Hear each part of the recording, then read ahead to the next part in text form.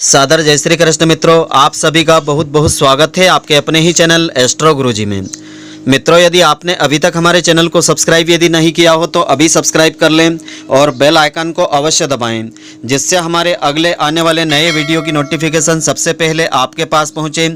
आप नित्य नई नई ज्ञानवर्धक जानकारी व नित्य का राशिफल हमारे चैनल से प्राप्त करते रहें। तो मित्रों, आज आपको हम बताने जाने वट सावित्री की पुण्यदायिनी व्रत कथा, इसकी पूजा विधि और इसके महत्व के बारे में। तो यह व्रत रहेगा दिनांक 22 मई 2020 शुक्रवार के दिन रहेगा। यह व्रत सौभाग्यवती स्त्रियों के द्वारा किया जाने वाला व्रत है।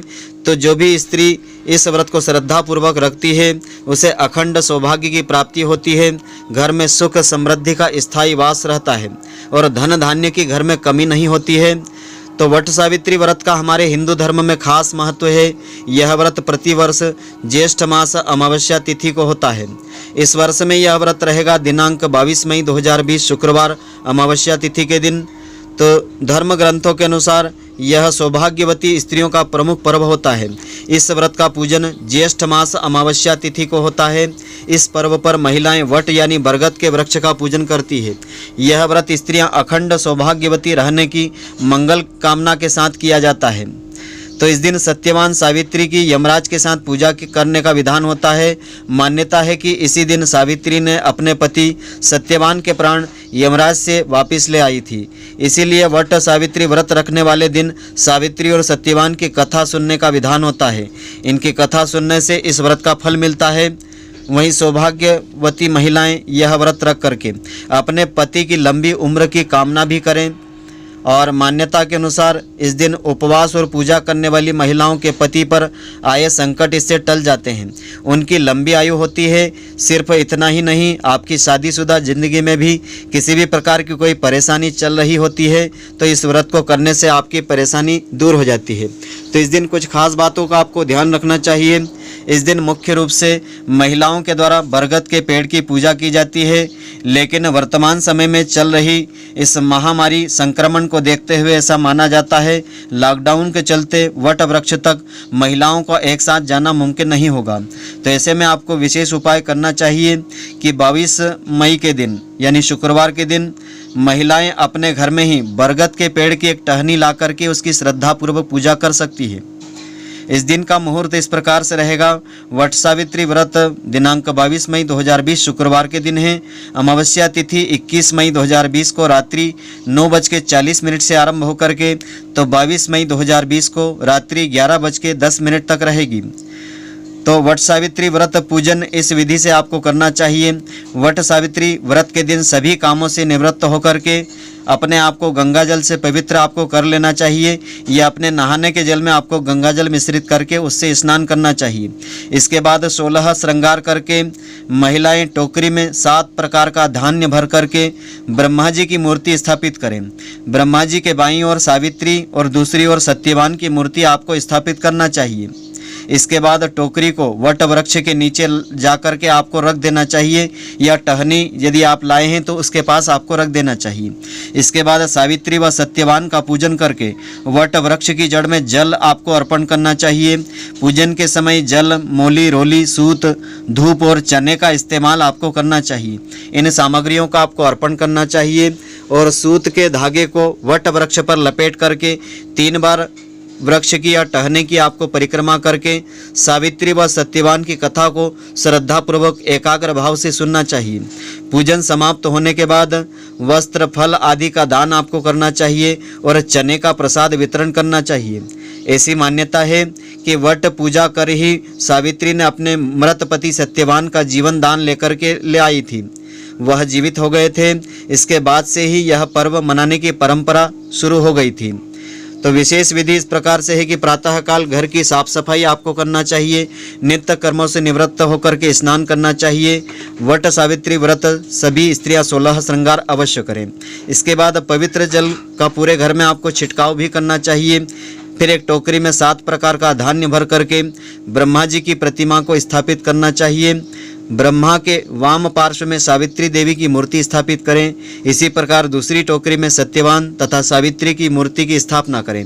इन टोकरियों को वट वृक्ष अथवा टहनी के पास आपको रखना चाहिए। इसके बाद ब्रह्मा जी तथा सावित्री का पूजन करना चाहिए और इस श्लोक का आपको उच्चारण करना चाहिए। ओम अधिधव्यम च सौभाग्यम देहि त्वं मम सुव्रते पुत्रन पौत्राश्च सौख्यम च ग्रहणार्घ्य नमोस्तुते। इस मंत्र का आपको उच्चारण करते हुए हाथ में जल लेकर के पुष्प दक्षिणा फल आदि लेकर के अर्घ्य प्रदान करना चाहिए। पूजा के दौरान धागे को वट वृक्ष पर 5, 11, 21, 51 या 108 बार परिक्रमा करते हुए आपको लपेट देना चाहिए। उसके बाद सावित्री और सत्यवान की पूजा करके बड़ की जड़ में आपको जल अर्पण करना चाहिए। यदि आप घर में वर्तमान में पूजन कर रहे हैं तो टहनी के ऊपर आपको जल और दूध अर्पण करना चाहिए। इसके बाद इस श्लोक का उच्चारण आपको करके प्रार्थना करना चाहिए। श्लोक इस प्रकार से है, यथा शाखा प्रशाखा भिर्वृद्धोसी त्वं महीतले तथा पुत्रेश्च पौत्रेश्च संपन्नम कुरु मां सदा। इस प्रकार उच्चारण करके आपको वट वृक्ष की प्रार्थना करना चाहिए। पूजा में जल, मोली रोली, कच्चा सूद, भुया हुआ चना तथा धूप आदि का प्रयोग आपको करना चाहिए। जल से वट वृक्ष को सींच करके तने के चारों ओर कच्चा धागा लपेट करके 3 बार आपको परिक्रमा करना चाहिए। बड़ के पत्तों के गहने पहन करके वट सावित्री की व्रत कथा को श्रद्धापूर्वक सुनना चाहिए। भीगे हुए चनों का बायना निकाल करके नगद रुपए रख करके अपनी सासू जी के चरणों में स्पर्श करना चाहिए। यदि सास वहाँ नहीं हो तो बायना बना करके उन तक पहुँचाने की कोशिश आप कर सकते हैं। वट और सावित्री की पूजा के बाद प्रतिदिन पान, सिंदूर, कुमकुम से सौभाग्यवती स्त्री का पूजन करने का विधान होता है। वहीं सौभाग्य पिटारी के नाम से यह जानी जाती है। सौभाग्यवती स्त्रियों का पूजन इसमें करना होता है।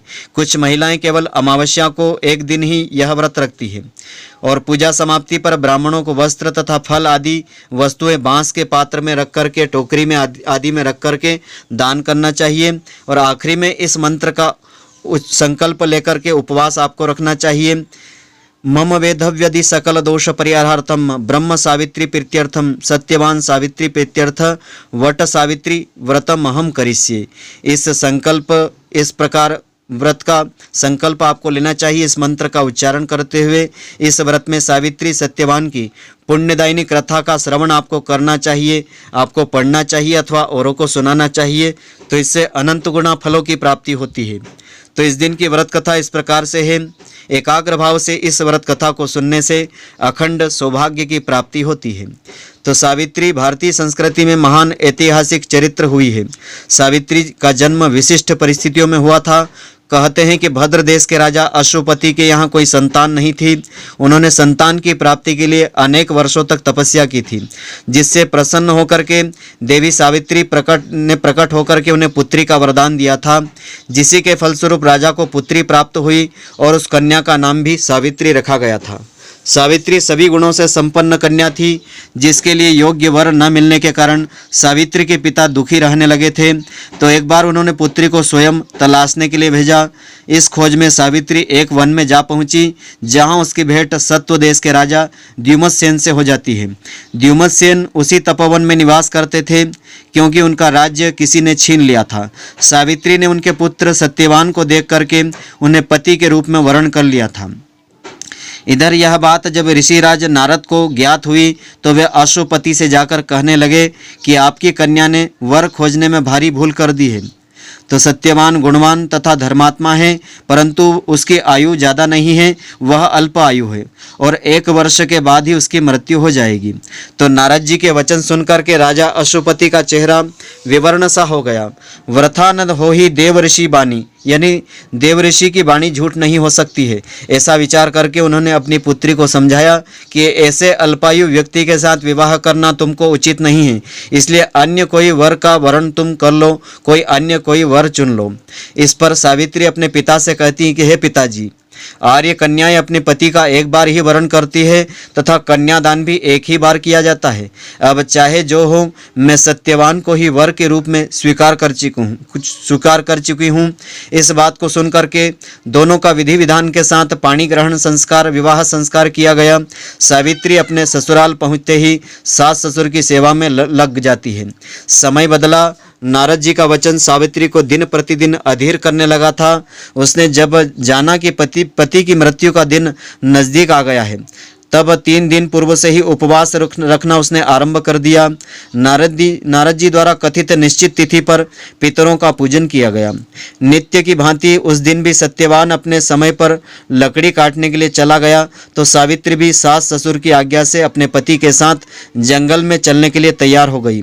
सत्यवान वन में पहुंच करके लकड़ी काटने के लिए वृक्ष पर चढ़ गया। वृक्ष पर चढ़ते ही सत्यवान के सिर में असहनीय पीड़ा होने लगी। वह व्याकुल हो गया और वृक्ष के नीचे उतर गया। सावित्री अपना भविष्य समझ गई तथा अपनी गोद का सिराहना बना करके अपने पति को उसने लेटा लिया। उसी समय दक्षिण दिशा से अत्यंत प्रभावशाली महिषारूढ़ यमराज को आते हुए सावित्री ने देखा। धर्मराज सत्यवान के जीवन को जब लेकर चल दिए तो सावित्री भी उनके पीछे पीछे चल पड़ी। पहले तो यमराज ने उसे देवीय विधान बताया, समझाया, परंतु उसकी निष्ठा और पति परायणता को देख करके उसे वर मांगने के लिए कहा। तब सावित्री कहती है कि मेरे सास ससुर वनवासी तथा अंधे हैं, उन्हें आप दिव्य ज्योति प्रदान करें। यमराज ने कहा ऐसा ही होगा और तुम लौट जाओ। यमराज की बात सुन करके उसने कहा कि भगवान, मुझे अपने पतिदेव के पीछे चलने में कोई परेशानी नहीं है, पति के पीछे चलना मेरा कर्तव्य है। यह सुन करके उन्होंने फिर से उसे एक और वर मांगने के लिए कहा। सावित्री बोली, हमारे ससुर का राज्य छिन गया है, उसे वे पुनः प्राप्त कर सकें, साथ ही वे धर्म परायण बने रहें। यमराज ने यह वर देकर के कहा कि अच्छा तुम लौट जाओ। तुरंत वह नहीं मानी। यमराज ने कहा कि पति के प्राणों के अलावा जो भी मांगना है मांग लो और लौट जाओ। इस बार सावित्री ने अपने को सत्यवान के 100 पुत्रों की मां बनने का वरदान मांगा। यमराज ने तथास्तु कह दिया। आगे चल दिए। सावित्री फिर भी उनके पीछे पीछे चलती रही। उसके इस कृत से यमराज नाराज हो जाते हैं। यमराज को क्रोधित होते देख करके सावित्री उन्हें नमन करते हुए उनसे कहती है कि आपने मुझे 100 पुत्रों की मां बनने का आशीर्वाद तो दे दिया है, लेकिन बिना पति के मां किस प्रकार से बन सकती हूं, इसलिए आप अपने तीसरे वरदान को पूरा करने के लिए अपना संकल्प पूरा करिए। तो सत्यवान जीवित हो उठते हैं। सावित्री की पतिव्रत धर्म की बात जान करके यमराज ने सत्यवान के प्राण को अपने पास से मुक्त कर दिया। सावित्री सत्यवान के प्राणों को लेकर वट वृक्ष के नीचे पहुंची और सत्यवान जीवित होकर उठ करके बैठे। दोनों प्रसन्न होकर के अपनी राजधानी की ओर चल पड़े। वहां पहुंच करके उन्होंने देखा कि उनके माता पिता को दिव्य ज्योति प्राप्त हो गई है। इस प्रकार सावित्री सत्यवान चिरकाल तक राज्य सुख भोगते रहे। वट सावित्री व्रत करने और इस कथा को सुनने से उपवासक को यानी उपवास करने वाले के वैवाहिक जीवन का जीवन साथी की आयु बढ़ जाती है और उसकी आयु पर आया हुआ संकट भी इससे टल जाता है और घर में सुख समृद्धि का वास सदैव बना रहता है। तो मित्रों, आशा करता हूं कि आपको हमारी यह ज्ञानवर्धक जानकारी पसंद आई होगी। यदि आपको पसंद आई हो तो आप हमारे वीडियो को अधिक से अधिक शेयर अवश्य करें, जिससे इस ज्ञानवर्धक जानकारी का अधिक से अधिक लोग लाभ प्राप्त कर सकें।